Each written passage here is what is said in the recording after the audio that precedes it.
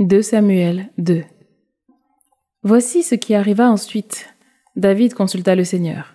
« Dois-je monter dans l'une des villes de Juda ?» Le Seigneur lui dit, « Monte. » David demanda, « Où dois-je monter ?» Et le Seigneur dit, « À Hébron. » David y monta ainsi que ses 2 femmes, Ahinoam de Yisréel et Abigail, femme de Nabal de Carmel. Quant aux hommes qui étaient avec lui, David les fit aussi monter, chacun avec sa famille, et ils habitèrent dans les villes qui dépendaient d'Hébron. Alors les hommes de Juda vinrent à Hébron, où ils donnèrent l'onction à David, comme roi sur la maison de Juda. On fit savoir à David, les hommes de Yabesh de Galad ont enseveli Saül.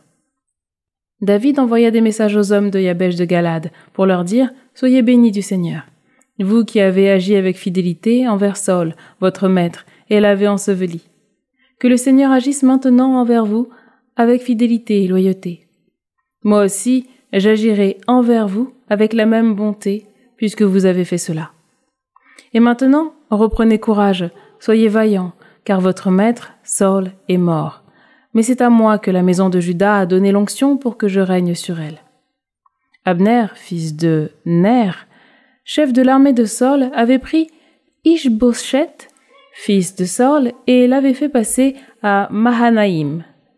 Il le fit roi sur tout le pays de Galad, les Achorides de Yisréel, ainsi que sur Éphraïm, Benjamin et Israël tout entier.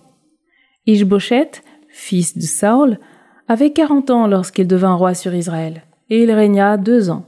Mais la maison de Juda s'était ralliée à David. Le temps que David passe à Hébron comme roi de la maison de Juda fut de 7 ans et 6 mois. Abner, fils de Ner, et les serviteurs d'Ish-Bosheth, fils de Saül, sortirent de Mahanaïm en direction de Gabaon. Joab, fils de Sérouya, et les serviteurs de David sortirent d'Hébron. Ils se rencontrèrent au réservoir de Gabaon. Ils s'assirent de part et d'autre du réservoir. Abner dit à Joab, « Que les jeunes gens se lèvent donc et qu'ils s'affrontent en une joute devant nous. » Joab dit, « Qu'ils se lèvent. » Ils se levèrent. On en compta 12 pour Benjamin et Ish-Bosheth, fils de Saül, et 12 parmi les serviteurs de David. Chacun empoigna son vis-à-vis par la tête et lui planta son épée dans le flanc, si bien qu'ils tombèrent ensemble. On appela ce lieu le champ des flancs. Il se trouve à Gabaon. Le combat fut très dur ce jour-là. Abner et les hommes d'Israël furent battus devant les serviteurs de David. Il y avait là les 3 fils de Sérouya, Joab, Abishai et Asaël.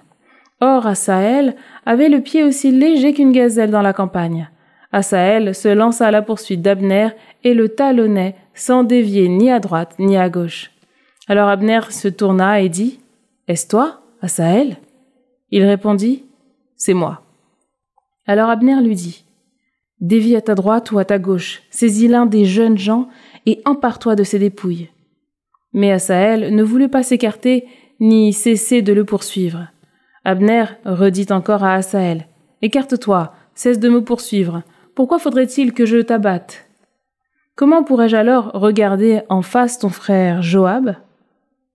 Mais Asaël refusa de s'écarter. Alors Abner le frappa au ventre, avec le talon de sa lance, et la lance ressortit par derrière. Il tomba, là, et mourut sur place.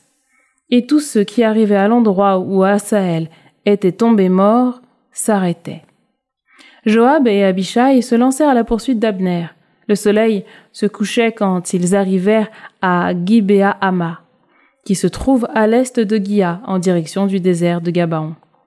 Les fils de Benjamin se rassemblèrent derrière Abner et, ne formant qu'un seul bloc, se postèrent au sommet d'une colline. Abner interpella Joab en disant, « Est-ce que l'épée ne s'arrêtera jamais de dévorer? Ne sais-tu pas qu'à la fin, il n'y aura qu'amertume? Qu'attends-tu pour dire aux gens d'abandonner la poursuite de leurs frères ?» Joab répondit, « Par le Dieu vivant, si tu n'avais pas parlé, c'est seulement au matin que ces gens auraient cessé de poursuivre chacun son frère. » Joab sonna du cor, et toute sa troupe fit halte. Ils cessèrent de poursuivre Israël et de combattre. Abner et ses hommes marchèrent dans la Araba toute la nuit. Ils passèrent le Jourdain, marchèrent toute la matinée et arrivèrent à Mahanaïm. Joab, ayant abandonné la poursuite d'Abner, rassembla toute sa troupe. Parmi les serviteurs de David, il manquait à l'appel 19 hommes de Asaël. Mais parmi les gens de Benjamin et ceux d'Abner, les serviteurs de David avaient frappé à mort 360 hommes. On emporta Asaël et on l'ensevelit dans le tombeau de son père à Bethléem. Joab et ses hommes marchèrent toute la nuit et le jour se leva sur eux à Hébron.